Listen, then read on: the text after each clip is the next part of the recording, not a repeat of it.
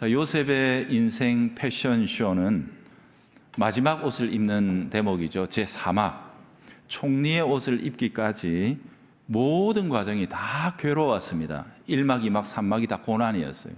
첫 번째, 채색 옷은 시기와 미움 속에서 입고 있었죠. 두 번째, 종의 옷은 고생과 고통의 10년 세월을 보냈습니다. 이별, 버림받음, 누추한 삶, 외로움, 이런 것들이 마음속에 가득 차 있는 채로 보낸 10년 세월이었죠. 세 번째, 죄수복 역시 마찬가지입니다. 이거는 억울함과 수치의 3년이 다 그 속에 담겨 있어요. 그러니까 1막, 2막, 3막의 옷 속에는 정말 사람이 겪을 수 있는 가장 슬프고 어둡고 음침하고 고통스러운 이 모든 감정들이 다 배어 있고 녹아 있다는 사실을 우리는 알 수 있겠습니다. 이 각각의 옷들은 요셉이 어떤 신분의 사람이다, 그리고 어떤 일을 하는 사람이다 하는 것들을 딱 규정해 버리지요. 그래서 그의 외적인 삶 전체를 지배하는 힘을 가지고 있었습니다. 네가 누군가가 아니라 그 옷을 입었으니 너는 누구다, 노예 이상일 수 없고 죄수 이상일 수 없다, 이렇게 딱 규정해 버렸다는 거죠. 자, 그런데 그 옷들은 결코 그의 인격까지 지배하지는 못했습니다. 그의 영혼은, 그의 내면은 이미 말씀으로 옷을 입고 있었기 때문입니다. 말씀은 그의 내면을 지배하시면서 그를 단련해 나가시죠. 특별히 두 번째 옷, 곧 종의 옷을 입은 기간이었던 이 10년 동안에 요셉을 어루만지시고 만드시는 하나님의 손길이 가장 구체적으로 묘사되고 나타나 있습니다. 지난주부터 보기 시작했는데 오늘 복습을 하면서 함께 이어나가도록 하겠습니다. 자, 이런 시험의 상황이 올 때 우리는 어떻게 해야 된다고 했죠? 일단 질문을 해야 된다. 하나님이 허용하셨다면 일단 내가 감당할 수 있다고 보신 것이다. 그렇다면 내가 어떻게 이 시험을 이겨낼 것인가? 나는 어떻게 승리할 것인가? 이걸 질문하고 고민해야 된다고 했습니다. 그래서 지난주에 요셉이 이겨냈던 첫 번째 요소를 생각해 봤습니다. 뭡니까? 장점으로 이기는 것이다.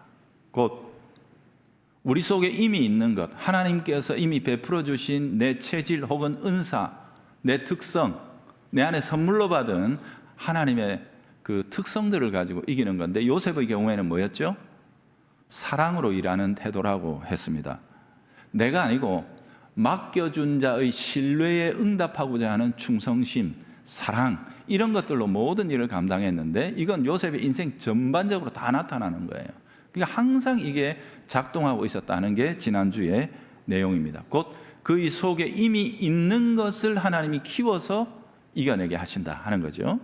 자, 두 번째입니다. 오늘부터. 그러면 이제 그의 속에 없는 것은 어떻게 하느냐? 하나님이 말씀으로 채워주신다는 겁니다.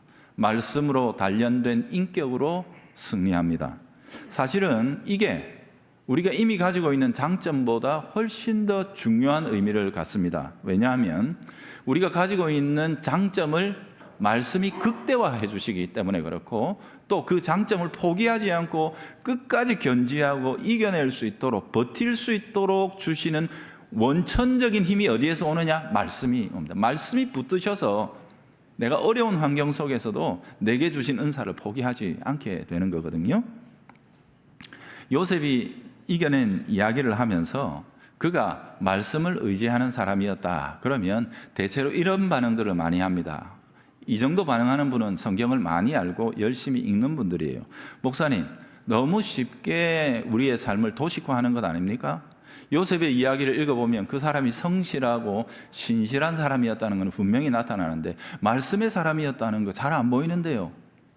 너무 목사님들은 다 뭐 이래도 말씀 저래도 말씀 다 막 말씀 갖다 붙이시는 거 아닙니까? 이렇게 이제 반응하시는 분들이 있거든요. 얼마든지 나올 법한 반응이죠. 그래서 미리 제가 답을 좀 드리고 이어나가도록 하겠습니다. 제 얘기가 아니고 성경이 그렇게 말하고 있습니다. 시편 105편 17절에서 19절은 요셉의 삶을 회상하면서 이렇게 이야기하고 있죠. 그가, 이게 하나님입니다, 한 사람을 앞서서 보내셨는데 요셉이죠. 요셉이 종으로 팔려갔다. 그의 발은 착고를 차고 그의 몸은 쇠사슬에 매였으니 곧 여호와의 말씀이 응할 때까지라. 말씀이 응할 때까지 그가 얼마나 고통스러웠는지를 묘사하고 있습니다. 그의 말씀, 곧 하나님의 말씀이 그를 단련하셨도다. 언제? 착고를 차고 있을 때, 쇠사슬에 매였을 때, 그 고난의 기간 동안 말씀이 그를 단련했다고 우리에게 들려주고 있단 말이거든요. 여기에서 그분, 말씀 주신 하나님을 어떻게 묘사하냐? 시편 105편 7절 8절 앞부분에 읽어보면 하나님 이렇게 묘사합니다. 여호와 하나님이시다. 곧 온 땅의 심판자이시기도 하고, 또 언약, 우리에게 말씀을 주시고 주신 말씀을 당신이 잊지 않고 영원토록 기억하시는 분이시다. 곧 우리에게 말씀을 주셨다면 그 말씀을 나만 아니고 하나님이 영원히 기억하신다. 그분이 그러시는 거다. 이렇게 얘기를 했단 말이에요. 요셉에게 말씀 주셨죠. 계시로 꿈을 주셨단 말이에요. 말씀인데 그거 요셉만이 아니고 하나님이 기억하고 계셨다는. 그래서 하나님이 이 말씀이 이루어질 때까지 그를 단련하셨다는 거예요. 어떻게 해요? 종으로 팔려가는 동안에도 단련하셨고, 그 발이 착고에 채여 있을 동안에도, 몸은 쇠사슬에 매이고 묶이고 눈물을 흘리며 고생당하는 동안에도 말씀이 그를 단련하는 것을 중지하지 않으셨다라는 겁니다. 그래서 여러분 잘 읽으셔야 됩니다. 하나님의 말씀이 우리를 단련하지 못하는 시기는, 순간은 전혀 없습니다. 그러니까 어려워서 예수 못 믿겠다, 에이 성경 못 읽겠다, 이거는 바보들이 하는 거예요. 오히려 그 순간에도 말씀은 우리를 단련하신다는 사실을 요셉은 보여주는 거죠. 자, 그런데 보세요. 바로 그 고난의 기간 동안에 요셉의 영혼을 꽉 사로잡고 옷 입혔던 하나님의 말씀은 그 꿈이라고 보기는 좀 어렵습니다. 왜냐하면 이 꿈이 성취되는 게 나중에 45장에 나오거든요. 근데 45장 때 요셉이 형들이 자기 앞에 무릎 꿇고 엎드려 있는 것을 보고 그 말씀이 이루어졌네. 그때에 분명하게 그 꿈이 이것이었구나. 그러면서 표면적으로 꿈이 성취된 것보다 훨씬 더 깊은 데까지 그가 깨닫게 되는 것을 볼 수 있어요. 그러니까 45장에 이를 때까지 그 꿈에 관한 것은 분명하지 않아요. 요셉에게 소망은 하고 있었겠지만, 그러면 이때 그 고난의 기간 요셉을 단련했던 말씀은 어떤 거냐 하면, 그 이전에, 그 꿈 이전에 이미 요셉에게 심겨진 말씀들이 있었다는 거지요. 그 말씀들이 뭡니까? 아버지로부터, 할아버지로부터 그에게 전수된 말씀입니다. 조상들의 삶에 역사하신 하나님의 이야기, 우리가 창세기 12장부터 38장까지 읽어왔던 그 말씀이 요셉을 단련하고 이끌어왔다는 거예요. 아브라함에게 100세의 아들을 주셨던 말씀, 약속하시고 이루셨다는 거예요. 이삭에게 그 100년 만에 오는 대기근 속에서 어떻게 가뭄에 땅을 팔 때마다 물이 터져 나오게 하시는가, 놀라운 하나님의 역사 보게 하셨죠. 아버지 야곱의 삶 속에서 베델의 하나님을 전수받았고 브니엘의 하나님을 그는 듣게 된 것이죠.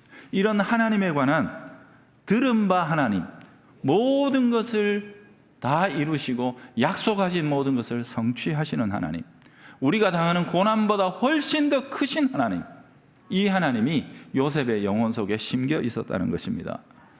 노예로 살아가는 삶이 어찌 편했겠습니까? 쉽었겠습니까? 10년의 세월이라는 게 그저 조금 참으면 지나간다. 우리는 남의 얘기니까 쉽게 하는 거죠.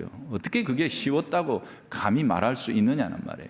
그렇지만 그럼에도 불구하고 그 과정 속에 동행하셨던 하나님의 말씀이 그 모든 악하고 나쁜 경험들을 단순화시켜 버리는 거예요. 이거 하나님이 요셉을 단련하고 계시는 것이다. 오히려 그것들을 활용해서 요셉을 더 강한 사람으로, 더 깊은 인격자로 세워나가고 계시는 것이다 하는 거예요. 그러니까 버라이어티한 온갖 고난과 어려움과 악들이 몰려오는데, 말하자면 영혼의 그 헬스클럽에 가가지고 이쪽 근육은 요걸로 키우고 저쪽 근육은 요걸로 키우고, 군데군데 다 부위별로 근육 키우는 기구들이 다 있지 않습니까? 거기서 땀 흘리고 고난당하고 막 그래 해야 몸이 아름다워지는데, 영혼도 하나님이 그렇게 하시죠. 온갖 가지 삶의 고난과 환경 속에서 그의 영혼을 아름답게 빌드업 하시는 하나님, 그게 하나님의 영적인 스피리추얼 빌딩이라고 해야 되나요? 바디 빌딩이 아니고 그렇게 하나님이 세워 나가셨다는 거죠. 그래서 그 결과로 요셉은 50장에 가서 내 하나님은, 내 인생에 나와 함께 하신 하나님은 악을 선으로 바꾸시는 하나님이시다. 악을 거룩한 근육을 단련하는 데 써주셨던 하나님이시다라고 그가 고백했던 것입니다. 자, 그렇다면 오늘 하나님의 말씀이 그를 어떻게 단련했는가, 그 요소들을 한번 생각해 봅니다. 첫 번째, 원래 성실한 사람인데 더 성실한 사람이 되도록 말씀은 몰아붙이고 그를 이끌어 가십니다. 오늘 본문 우리 읽지는 않았지만 4절에 보면 요셉이 주인의 은혜, 보디발의 은혜를 입어서 섬겼다라고 나옵니다. 그러니까 우리는 아무 때나 갖다 막 은혜 갖다 붙여서 다 좋기를, 그래 두루뭉술하게 은혜하고 넘어가는데, 여러분 생각해 보십시오. 보디발이 은혜를 끼쳤답니다. 보디발의 은혜는, 보디발이 사람이 좋아서 정말 사람이 좋아서 막 하고 은혜 그렇게 줬겠습니까? 그랬으면 애국 같은 나라에서 어떻게 거기 그 12대장까지 올라갑니까? 지독한 사람입니다. 철저한 사람입니다. 그 세계에서 자기 것 1도 손에 안 보고 철저하게 움켜쥐었기 때문에 그 자리까지 오른 사람이에요. 근데 이 사람이 요셉에게는 은혜를 베풀었다. 이게 줄만 하니까 준 거지 그냥 준 거 아니라는 사실을 아셔야 합니다. 동양하듯이 주는 것도 아니고 복권 당첨되더니 요셉 해가지고 니는 받아라 하고 이렇게 준 것도 아니라는 뜻이에요. 철저하게 살피고 영혼까지 탈탈 털어본 이후에 얘는 되겠다 하고 그렇게 준 거란 말이거든요. 자기 소유를 다 맡겼어요. 자기 가솔들 외에는 먹고 마시는 거 혹 독 탔을까 봐 그것만큼은 맡기지 않았지만 나머지는 모두 왜? 네가 맡은 게 더 낫다 야.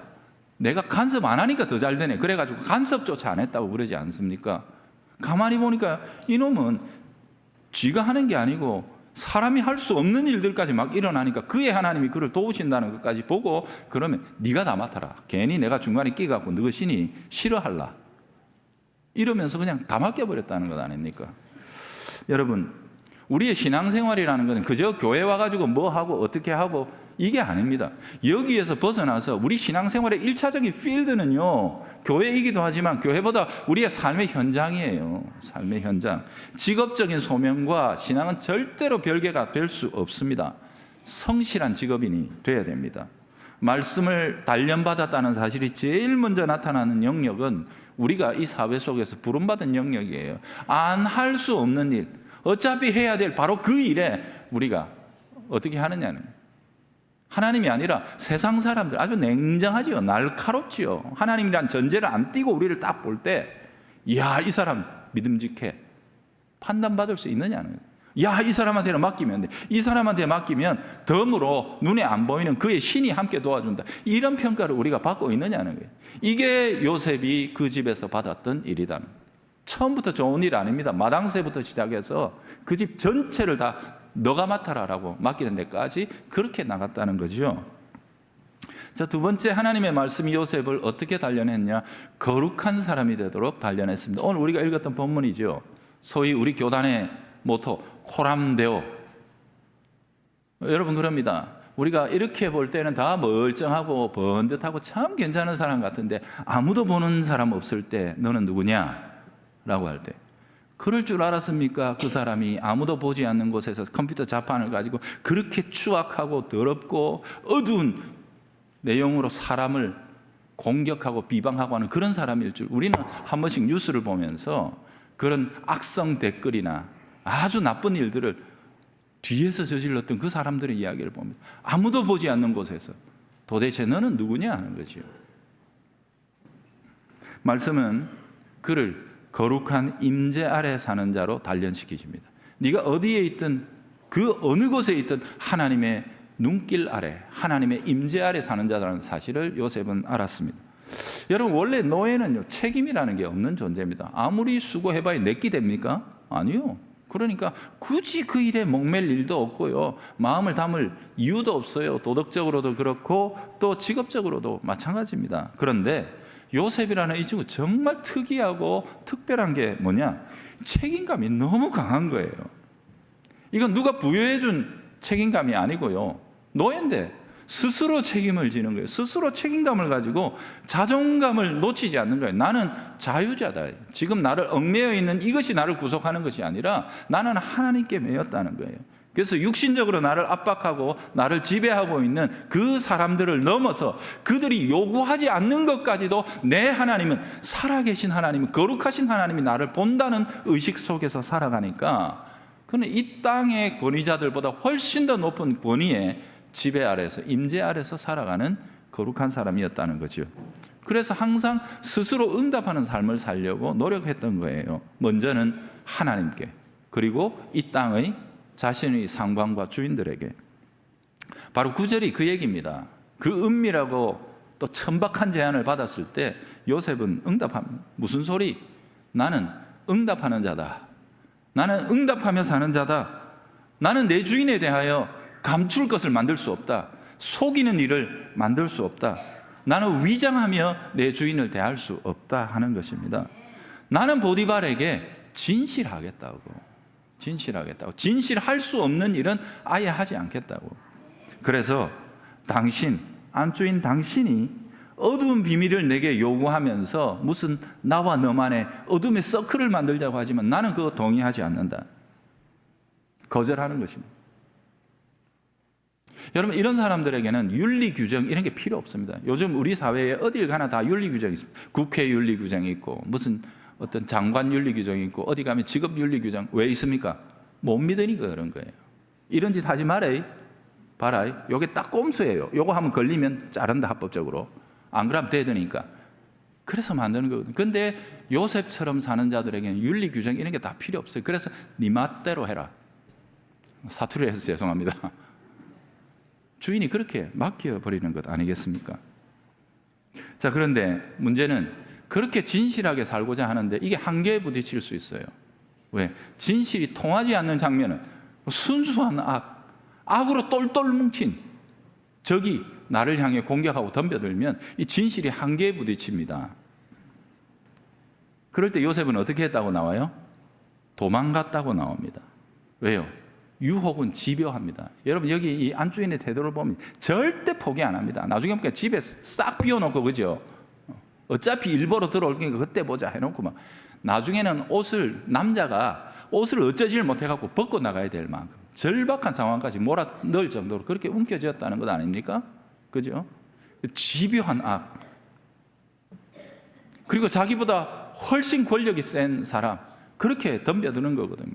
여러분, 대충 교화도 말이 통해야 하지 완전히 정욕으로 눈이 삥 돌아가가지고 완전히 가버린 사람은 이 교화가 안 됩니다. 끝장까지 가버린 거예요. 이런데 여기서 미련하게 내가 싸워서 이기리라 버티고 있으면 바보입니다. 그럴 때는요, 뒤도 안 돌아보고 다 도망쳐 나와야 됩니다. 이기려 하지 말고 도망쳐야 할 순간이 있는 겁니다. 요셉은 그걸 알았습니다. 정말로 미쳐 돌아가는 세상입니다. 여러분들이 보는 정보가 그래요. 여러분, 드라마 자꾸 좋아하지 마십시오. 한국의 드라마 캐릭터를 보면은요, 다 보디발 아내 같은 사람이 거의 다 정규 캐릭터로 다 나와요. 그래서 막장에 어쩌고 저쩌고 그거 좋아하더라고. 여러분, 그러지 마십시오. 우리의 영혼을 상합니다. 하나님 나라의 일과 경건한 서적과 하나님의 거룩한 임재 앞에 설 것을 생각하면서 좋은 소스를 자꾸 집어넣으세요. garbage in, 쓰레기를 집어넣으면 garbage out, 쓰레기가 나올 수밖에 없습니다. 그런 거 자꾸 듣고 보고 즐기고 하다 보면 나도 그런 사람 되는 거예요. 그러니까 항상 깨끗하고 좋은 영혼의 소스를 마음속에 받아들이고 넣으려고 애를 쓰셔야만 합니다. 자, 세 번째, 말씀은 요셉을 용서하고 섬기는 사람으로 훈련시킵니다. 여러분, 보통의 인간들은요, 상처를 받으면 그 받은 상처를 묵상합니다. 내가 이런 상처 받았다, 봤지? 네 영혼이 가만히 있으면 안 된다 이러면서 여기에 상처에 뭘 더해요? 상상을 더해. 저것이 평소부터 그랬을 것이다. 아니다, 저 뒤에 누구하고 어울려가지고 협잡을 했을 것이다 하면서 오만 상상의 나라를 펼쳐가지고 그 상처 그것만 해도 힘든데 거기에 나쁜 생각과 상상력과 모든 걸 합쳐가지고 더 나쁘게 만드는 거예요. 그러다 보니까 상처받은 것도 나쁜 경험인데 그게 나의 영혼을 완전히 사로잡아가지고 앞으로 전진하지 못하게 만드는 거예요. 과거에 매여가지고 현재에 충실할 수 없고 미래를 다 망쳐버리게 만드는 거죠. 여러분, 이게 보통 사람들이 살아가는 겁니다. 특히 우리 현대인들은요, 약합니다. 다들 많이 배우고 또 나 알 만큼 안다고 생각하니까 어디 가서 무시당하고 꿀리면 막 죽는 줄 압니다. 그래서 자존심 한번 상하면 이 사형 선고 받은 것처럼 팔팔 뛰고 난리법석을 떨죠. 아니요, 수가 낮은 겁니다. 멀은 겁니다. 여러분, 상처를 품어버리면 복수에 매입니다. 상처를 품어버리면 분노를 극복해낼 방법을 놓쳐버립니다. 야곱의 형 에서를 아시잖아요. 20년 전에 야곱이 집을 떠나기 전에 자기에게 입힌 상처 20년이 지나도 해결하지 못하고 그냥 잘 살다가 야곱이라는 말만 들으면 부글부글 끓어올라가지고 다시 20년 전에 그게 지배해버리는 그런 상태로 돌아가고 마는 거거든요. 근데 요셉은 참 특별하고 특이하죠. 이 사람은 철저하게 현재만 집중하며 사는 사람입니다. 과거의 상처, 그것 때문에 지금 힘겹고 고통스럽게 사는 거 사실이라 해도 결코 그게 이 사람을 침몰시키지는 못합니다. 삶은 흔들 수 있어도, 그렇죠, 과거의 상처 그것 때문에 얼마나 지금 삶이 고통스럽고 힘듭니까? 삶은 뒤죽박죽되고 엉망진창이 되고 힘들 수 있어도 사람은 어쩌지 못하는 것, 이게 요셉의 능력입니다. 사람 되면 상하지 않는 거예요. 인격과 영혼, 내면은요. 아시다시피 결코 작은 상처들이 아니지 않습니까? 그럼에도 불구하고 요셉은 넉넉히 극복합니다. 그러면서 나중에는 심지어 그 가해자들을 용서할 뿐 아니라 섬기기까지 하는 게 요셉 스토리 아니겠습니까? 저는 읽다가 참 궁금한 게 있어요.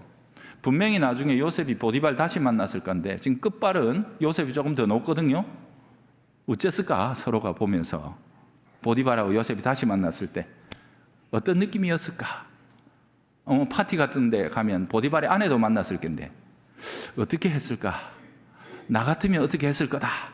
차마 밝힐 수는 없는데 그게 제 마음속에는 있는데 요셉은 어떻게 했을 것 같습니까? 용서했을 것입니다.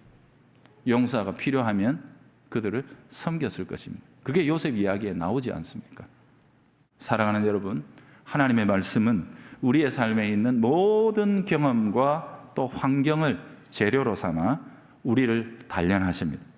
우리가 외적으로 보면 어떤 옷을 입고 있죠. 그리고 그 옷이 요구하는 일을 해야 됩니다. 그래서 저 사람은 뭐야, 저 사람은 뭐야 그렇게 판단받을 수 있어도 결코 이 세상이 어느 누구도 우리를 판단할 수 없는 우리의 내면의 옷이 있습니다. 우리의 깊은 영혼에 입고 있는 진짜 속옷, 그 거룩한 예수 그리스도로 옷 입고 말씀으로 옷 입어서 우리의 삶의 모든 곳에서 말씀이신 예수님의 아름다운 성품과 향기가 나게 하는 것. 근데 이 모든 것 역시 기계적인 일이 아닙니다. 주일날 설교 잘 들으면 그렇게 아닙니다. 기계적인 게 아니고 우리가 소원해야 됩니다. 우리가 그걸 바라야 됩니다. 왜? 하나님은 인격적으로 역사하시기 때문에. 우리가 거부하면 주님은 탄식하고 한탄하시면서 일하시지 못합니다. 안 하십니다. 인격적으로 역사하십니다. 그래서 우리가 마음으로 그걸 사모해야 됩니다. 원해야 합니다. 하나님의 말씀 앞에 나를 내어놓고 하나님의 말씀이 나를 다스리시기를 진정으로 요청해야 합니다. 이 악하고 어둡고 추한 경험 속에 있어도 말씀이 나를 지배하시기를 내가 진심으로 사모하고 하나님께 소원하고 기도해야 합니다. 그래야 하나님이 그 재료를 가지고 우리를 다듬어 나가신다. 이 사실을 기억하면서 이 한 주간에도 어떤 형편, 오라. 우리 찬송할 때도 그죠? 운명이여 오라. 고린도전서 15장 죽음이여 오라. 네가 뭔데? 네가 할 수 있는 게 도대체 뭐냐? 나의 주님이 영생의 주님이요 능력의 주님이요 전능하신 주님이시니 네가 내 삶을, 내 육체를, 내 이 땅의 삶을 어찌할 수 있을지는 몰라도 영원토록 나를 향하신 하나님의 선하신 계획은 단 1도 침해할 수 없고 무너뜨릴 수 없다는 이 견고한 확신 속에서 이 한 주간도 만나는 모든 일들마다 나는 괜찮아. 이미 그리스도와 함께 이겼어요. 그러면서 세상에 아름다운 덕과 사랑과 용서와 섬김의 삶을 베풀어 나눌 수 있는 우리 모든 성도들의 한 주간의 삶이 되기를 주의 이름으로 부탁드립니다.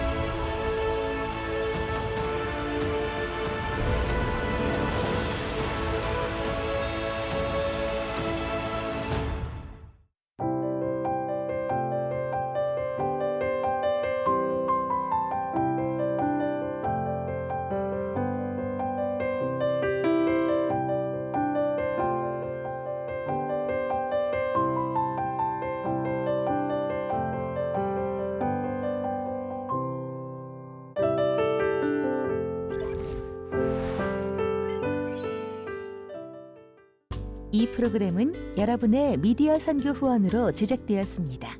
선교는 사명, 후원은 동역. 당신도 복음을 전할 수 있습니다. 선교 후원 02-6333-1003번